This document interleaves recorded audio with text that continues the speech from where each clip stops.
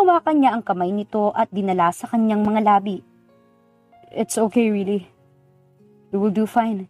Di na tayo lasing this time. I'm sure wala nang mangyayaring hindi natin nalalaman. Tumango ito. Pagkatapos ay ngumiti na rin. Sige. Marahan niyang pinisil ang kamay nito. Pagkuwan ay pinagpatuloy na ang pagkain. 1 hour later. However, matapos kumain at mag-shower ng mabilis, parang gusto yatang pagsisihan ni Lucas ang naging desisyon niya. Andrea was already in bed. Nakatalikod ito. Nakasuot ng malaking t-shirt at nakabalot ng kumot hanggang baywang. Base sa marahan nitong paghinga, sigurado siyang tulog na ito. 2 malaking unan ang nakalagay sa gitna ng kama bilang harang. Humigit siya ng hangin at humiga na rin sa panig niya ng kama. At this distance, he could still smell the scent of her shampoo and soap. Kinagat niya ang labi habang nakatitig sa nakatalikod na asawa. He just had to stretch out his hand to touch her silky hair. Muli siyang humigit ng hangin at mariing tinakpan ng braso ang mga mata. Ngayon ay parang may malinaw na siyang ideya kung paano sila humantong ni Andrea sa kama noong gabi ng kasal ni na Jason at Carissa. If he was drunk tonight, with their honest smiles and endearing energy, he was sure he would have lost all sense of control and just let his instincts take over. At iyon ay ang halikan ito at may maganap sa kanilang honeymoon. This is going to be a long night. Wika niya sa sarili. Lucas really wished he was drunk. Dahil kung lasing siya, dapat may excuse siya kung bakit ngayon nakayakap ang braso niya sa baywang ni Andrea at ang kanyang muka ay nasa balikat nito. Pumuntong hininga siya. Dapat na talaga siyang bumitaw at lumayo na rito. Pero natagpuan na lang niya ang sariling lalong hinihigpitan ang yakap dito. Umisod si Andrea at bahagya pang gumalaw at lalong inilapit ang katawan sa kanya. Ngumiti siya habang nakayakap pa rin dito. This really felt so nice. He couldn't help but think how great it would be if he could wake up every morning this way. Maya-maya gumalaw ulit ang asawa at tumaas ang isang binti nito para idantay sa kanyang balakang. Hindi niya napigilan ang makaramdam ng init. Gamit ang lahat ng sense of control sa katawan, pinigilan niya ang mga kamay na may gawin bukod sa pagyakap sa asawa. To console himself, bahagya na lang siyang umunat para halikan ito sa noo. Bumuntong hininga si Lucas habang nakayakap sa asawa. At some point last night, nahawi ang mga unan na nakaharang sa kanila. Hindi niya sigurado kung sino ang may gawa, pero may pakiramdam siya na siya ang salarin. After all, siya ang nasa side ng higaan nito. Siya rin ang nakayakap ng mahigpit dito. Pinagmasdan niya ang asawa at hindi napigilan na halikan ito sa noo. Alam niyang hindi dapat pero nasasanay na talaga siyang halikan ito. Naramdaman niya ang pagbuntong hininga nito at inihilig ang ulo nito sa kanyang balikat. Naramdaman din niya ang isang mainit na pakiramdam na tila lumulukob sa kanyang pagkatao. He felt so contented, so complete just lying with her like this. Dapat na tayong tumayo. Sabi nito, "Ama ka." Sang-ayon niya sa kabumantong hininga. Pero alam mo, gusto ko talagang bilhin yung kitchenware. Hindi niya napigilan ang bahagyang pagtawa. Ouch, that hurts. You mean, mas mahalagang kitchenware kaysa sa akin? Aniya, trying to sound offended. Bahagya rin itong tumawa. Pagkatapos ay iniyakap ang mga braso sa kanyang katawan. At muli ay may kakaiba na naman siyang naramdaman. They should really get up. Kapag nagtagal pa sila, baka hindi na niya ito patayuin sa kama hanggang mamayang gabi. Hinawakan niya ang magkabilang pisngi ng asawa at dinampian ito ng halik sa labi. Okay, let's get up para makabili na ng gamit sa kusina. Tumayo na siya. I will use the bathroom in the other room. Gamitin mo na yung dito. Aniya habang kumukuha ng damit sa closet. Okay. Narinig niyang sagot nito. Tumayo na rin ito at kumuha ng damit sa closet nito. Bago tuluyang lumabas ng kwarto, hindi niya napigilang lapitan ito at halikan ulit sa noo. Pinagdikit niya ang kanilang mga noo. Huwag ka nang gumawa ng breakfast. Sa labas na lang tayo mag-almusal. Tumango ito. Sige. Hinalikan niya ulit ito sa noo at mabilis siyang lumabas ng kwarto.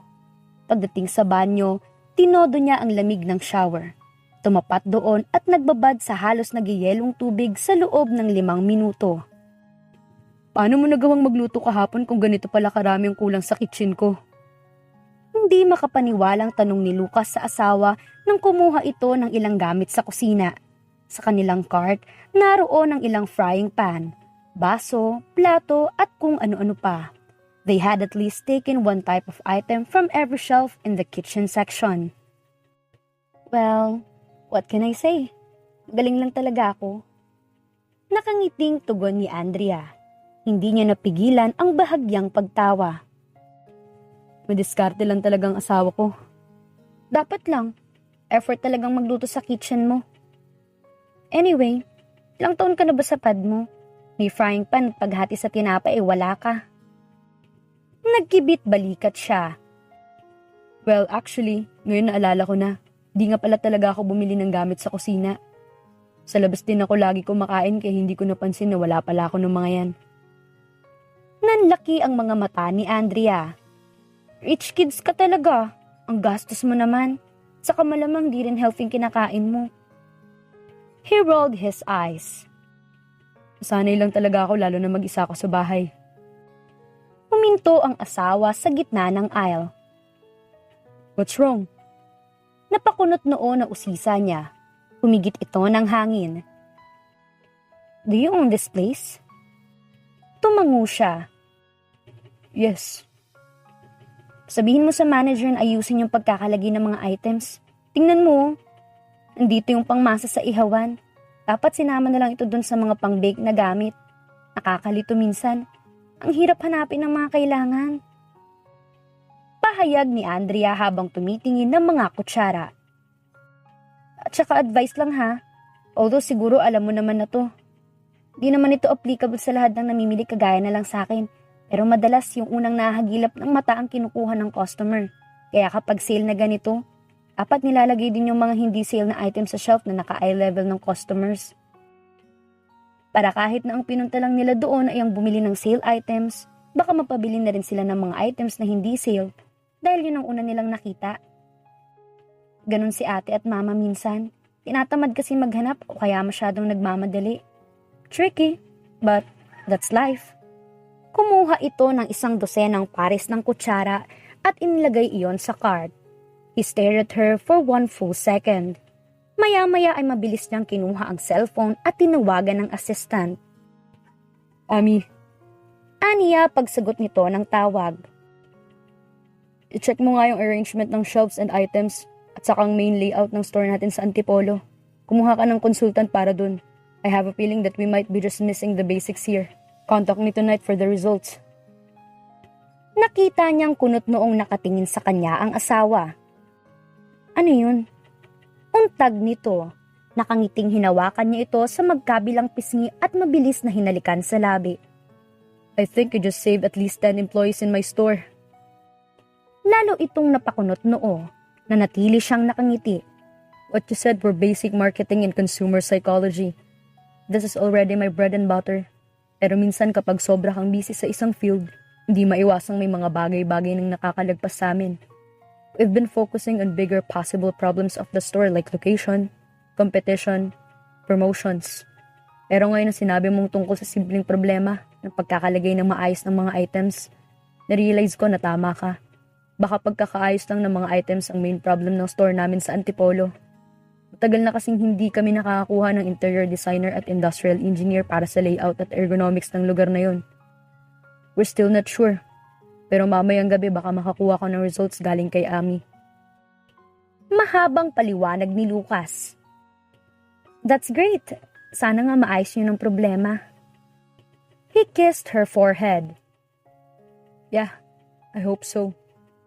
Well, ito nang huli. Tukoy niya sa kutsara. Okay, halika na. Nang makakain na tayo, nagugutom na ako. at itinulak na niya ang cart patungo sa cashier. Kahit si Lucas pa ang may-ari ng store, binayaran pa rin niya ang mga pinamili dahil marami ang mga yon at kailangan para sa sales collection ng mga suppliers. Dumiretso sila sa pancake house na nasa kabilang bahagi lang ng kalsada at katapat ng store. Doon na sila kumain ng tanghalian. Gusto mo rin bang dumaan sa grocery? Tanong niya habang kumakain sila. Umiling ang asawa. No, marami pa namang pagkain. Sinamahan ko mag-grocery sina mama kahapon. Speaking of your mom, hindi ba siya nalulungkot na siya na lang ngayon mag-isa sa bahay? If she wants, she can move in with us. Tila natigilan ito sa sinabi niya. Medyo naalarma tuloy siya. Sorry, did I cross a line there? Iniwas niya ang tingin dito. Maybe he was being too familiar. After all, hindi naman totoo ang marriage nila. Siyempre hindi. Ano ka ba? Tawa nito. I just thought you were really being nice. At saka naunahan ka na ni ate. Pinipetisyon na nila ni si mama na doon na tumira sa kanila. Kaya lang, may sentimental value kay mama yung bahay. Actually, sa aming tatlo meron. Pinagawa yun ni papa. We really love that house. There was a soft and loving expression on her face.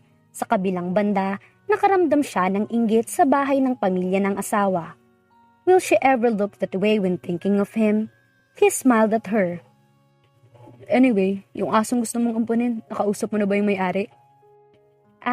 Hindi pa. Mamaya siguro tatawagan ko yung kapitbahay namin. Ang alam ko kasi bagong panganak ulit yung aso nila. Okay. Tell me when you want to get it. Sasamahan kita.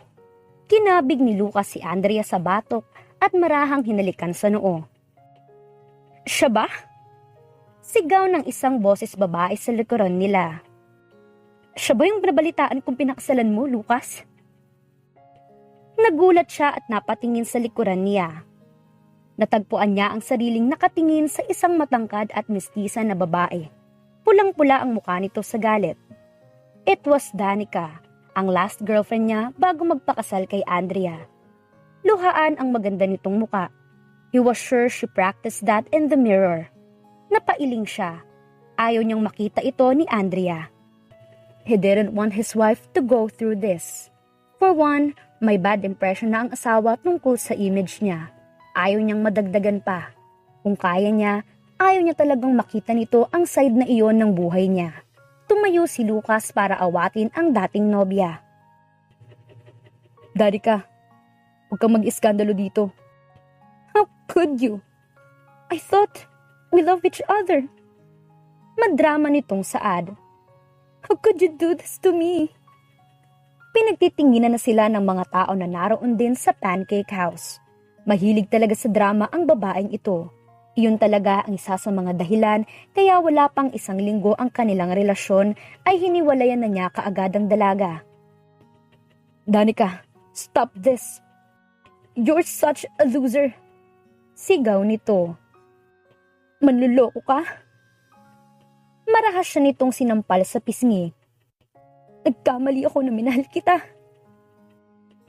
Hinampas siya nito sa balikat. Stop that. Sinubukan niya itong hawakan sa dalawang kamay pero ayaw nitong magpaawat. Wala kang puso. Manluloko ka. You don't deserve to live. Isang malakas na sampal ang nagpatigil sa pagsasalita ni Danica. Napatda ito. Napaawang ang mga labi. Nanlalaki ang mga mata at halatang gulat na gulat sa nangyari. Lumipad ang tingin nito sa asawa niya. Si Andrea rin ay tila nagulat sa nagawang pagsampal sa babae. Mabilis itong napaurong at nagtaas ng dalawang kamay bilang pagsuko. Sorry, hindi ko napigilan ang kamay ko. Wika nito. Ikaw na babae ka. Tili ni Danica at akmang gagantihan ng asawa niya. Pero mabilis siyang nakakilos at hinarang ang katawan kay Andrea. Pati ang mga waiters ay tila natauhan na at mabilis na tumulong para awatin ang nagwawalang ex-girlfriend niya. Malalagot ka sa aking babae ka. Sigaw ng dating nobya niya habang pilit na kumakawala sa pagkakahawak ng mga lalaki. Sorry, hindi ko talaga sinasadya. Nagulat lang ako. Natatarantang paumanhin ni Andrea. Mga agaw ka. Anong hindi sinasadya? Hindi talaga. Promise. It's okay. Come on, let's get out of here. Mabilis si Lucas naglabas ng bills mula sa wallet at nagmamadaling iginiya ang asawa palabas. Sorry talaga, hindi ko sinasadya. Sorry. Pahabol pang wika ni Andrea kay Danica. Mabilis silang pumasok sa kotse. Mabilis na sinipat niya ito. Are you okay? Hinawakan ni Lucas ang asawa sa dalawang pisngi, checking if Danica managed to scratch her even just a little. Yes, I'm okay. Tugon nito. You shouldn't have slapped her. It's my fault. She was only trying to vent her anger.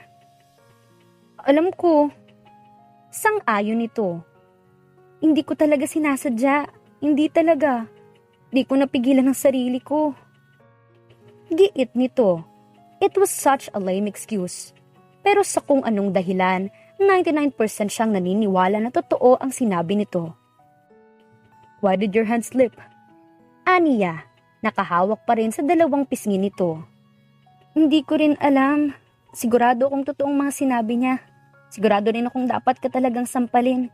Pero nung sinampal ka niya, and nung sinabi niya yung mga pangit na bagay na yun, pakiramdam ko yung sinasampal niya rin ako. Alam kong mali, pero hindi ko napigilan. It was instinct. Believe me, instinct. It just felt awful seeing her hurt you like that. She explained. He felt that warm feeling he felt this morning spreading in his chest again. And you should really stop hurting other people like that. Hindi yun tama. Tigil mo na yan. Maraming magagalit sa'yo. Hindi magandang maraming galit sa'yo. Patuloy ni Andrea. Baka sa susunod, mas malala na ang gawin ng mga taong sinaktan mo. Hindi na napigilan ni Lucas ang sarili niya. It was too much. His heart felt so full, he was sure it would burst if he didn't do anything. Kaya sinunod niya ang idinidikta ng puso niya. Hinawakan niya ito sa magkabilang muka at buong pusong hinalikan sa labi. May pagtingin na ba si Lucas para sa asawa? Abangan susunod na kabanata. Please like, share, subscribe for more updates. Maraming salamat po.